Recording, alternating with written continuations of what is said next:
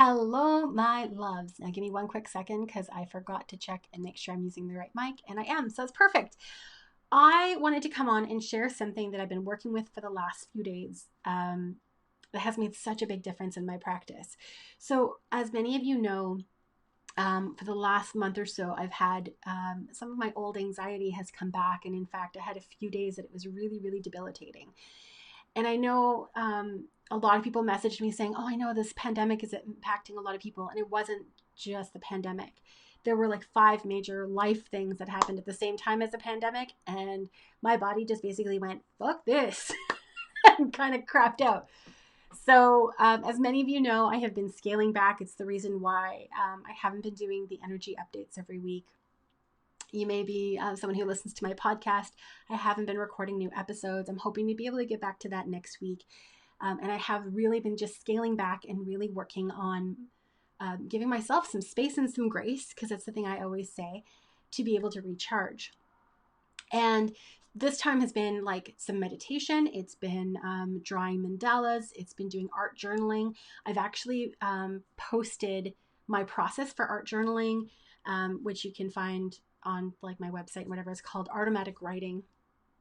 If you have any of my other digital programs, you can get it for free as well through Podia. And I've been doing a lot of inner work, and it's been really wonderful. It's been really calibrating, and anxiety has come way down. But the thing that hasn't come up, which has been really, really frustrating because I kind of need it to just function in life, is my energy. So I have been, just to give you an idea, the way it works in our house, I am the earlier riser. So no matter what, I'm out of bed by 7:30. My husband's alarm doesn't go off until 20 to 9. I was sleeping to his alarm and beyond. And even 7:30, that was like sleeping in for me. I'm kind of a reluctant morning person. I want to stay in bed, but I can't. And I have been sleeping like a boss and still having zero energy. And I was going, okay, well, I've scaled back to only doing client work. I've scaled back in all of the extra stuff that I do for my community with the podcast and with the energy forecast. I stopped doing readings, all these things that were like energetic commitments on my part. And I'm sleeping like a boss. So why am I still fucking tired all the time? I was still moving the same. I was still drinking water. I was still eating the same foods. Everything was the same, but my batteries were down. And when it first happened in relation to the anxiety, my thought was, okay, well, yeah, anxiety burns a lot of energy. So of course you're really tired and you need to nap and whatnot. But when the anxiety came down and the energy didn't come back, I knew there was something else going on. So I've been sitting with it and just like trusting that it's going to reveal itself when it's supposed to. And I still sort of am in that space to a degree. But if you don't know Dougall Fraser, he is a color medium. He's a Hay House author.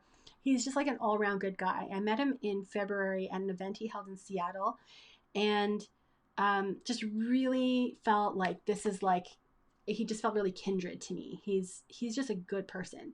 And so he started hosting these community webinars this week. And I went on one, and normally I don't go on that type of a call, but I had the space in my schedule, and I thought, you know what? I could use this. And he was answering some questions. And so I said, hey, I am sleeping like a boss and whatever, and I've scaled back all my responsibilities. I've done everything I should do, and my batteries are just not recharging to full capacity. Do you have any suggestions? And he said, I bet you're an empath. And yes, I am. And I know that that's actually one of my superpowers. And I do a lot in my own energetic practice already.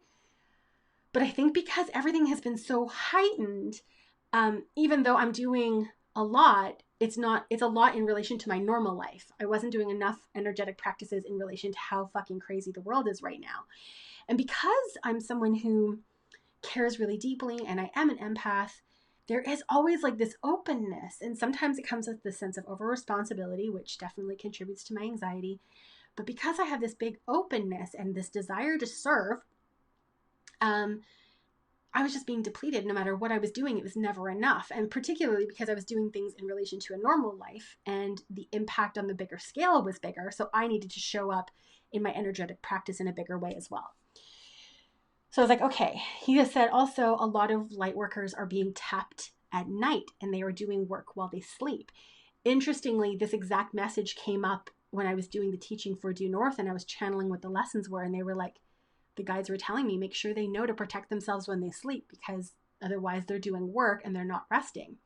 Now, when I go to bed at night, I always set up these guards because I don't like visitors while I sleep. I don't want passed on loved ones to come and make an appearance. I don't want to be doing any lessons. I don't want to be integrating. I just want to fucking sleep when I'm sleeping, especially when I'm so tired right now.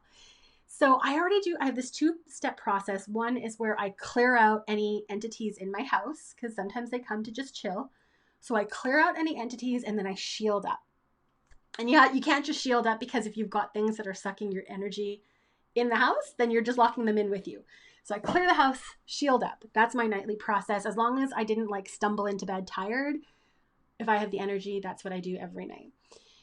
And he actually recommended this extra layer, and I've been doing it for the last couple of nights, and I'm back to sleeping only until 7:30. And I'm still like a little bit sluggish because I do have a bit of a delay that's, I'm trying to recharge batteries that have been depleted for so long, but it's been working.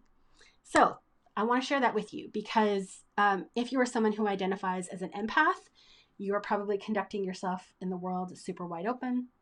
If you're someone who identifies as a light worker, there's a very good chance you're doing this work at night unknowingly.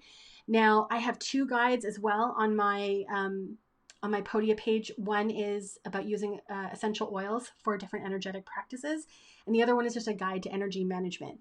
I would take those and soup them up, like use as many of them as you can and anything else that you already have at your disposal. Everyone should have an energetic hygiene practice anyway, but now we need to take that and like bump it up. So if you were like smudging your house once a week, smudge your house once a day or every other day.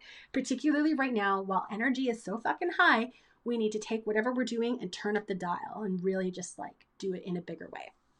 So this is what he said. He said, imagine you have a basketball of white energy just sitting like at your heart center. Now for me, it's funny because he said a basketball, which I guess would be about this big. But when he pictured it, he said it on the video, it was about this big. It was more like a beach ball. When I did it, it was about like that big. I don't even know what kind of a ball would be this big, but it was fucking big. So it's like you think about the energy that you're putting out in the world and boom, there's this ball of white light.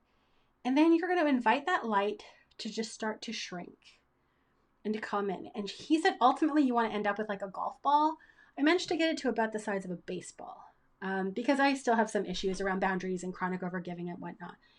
But essentially what you're doing is all that empathic energy that you have open and out into the world, you're drawing it back in. You're not doing it all the way. You're not closing the door completely, but you're bringing it in smaller so that the energy that you have is still within you. So there's still that little bit for the people that you love and that you connect with. And when you're awake, you can definitely like open back up so that you can be of service and whatever for your people, if that's how you carry yourself in the world. But where you're drawing that energy inward because you're able to just keep sustaining and directing that energy inward, and you're filling your own cup. And so I've been doing that for the last few nights, where that's step 1. Step 2 was wipe out all the entities. Step 3 is the shields up. And the quality of my dreams has cut, well, not the quality, the fact that I'm not dreaming anymore, which was really huge because I've been dreaming very vividly through this pandemic. So I'm not dreaming as much. And I'm feeling way more energized in the morning. I have 1 cup of coffee a day. That's it. And I'm able to make it through the day. I haven't napped in like all week, I think. So I hope this helps you because I know there are a lot of sensitive people in this group, and your sensitivity is a gift. Like a lot of people, these things happen and they kind of feel the burden of it and they lose sight of how treasured it actually is. Your sensitivity is so important.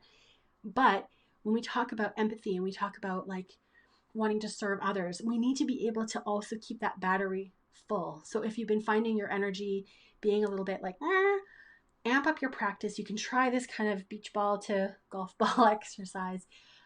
Really be mindful of your energetic body and set the intention before bed that you're not going to be doing any, unless you want to.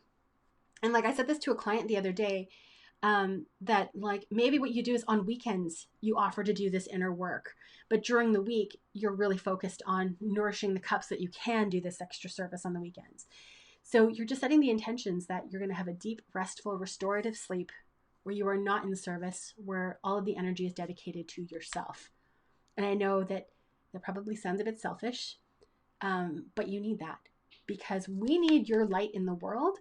And you cannot shine at full beacon if you are fucking tired. That's really the truth of it. So I hope these things find you well. I'm going to actually go back and update the description of this video and include the links to those 2 energy guides, so that if you don't already have an energy practice, that they are things that can maybe help to inspire you to create one.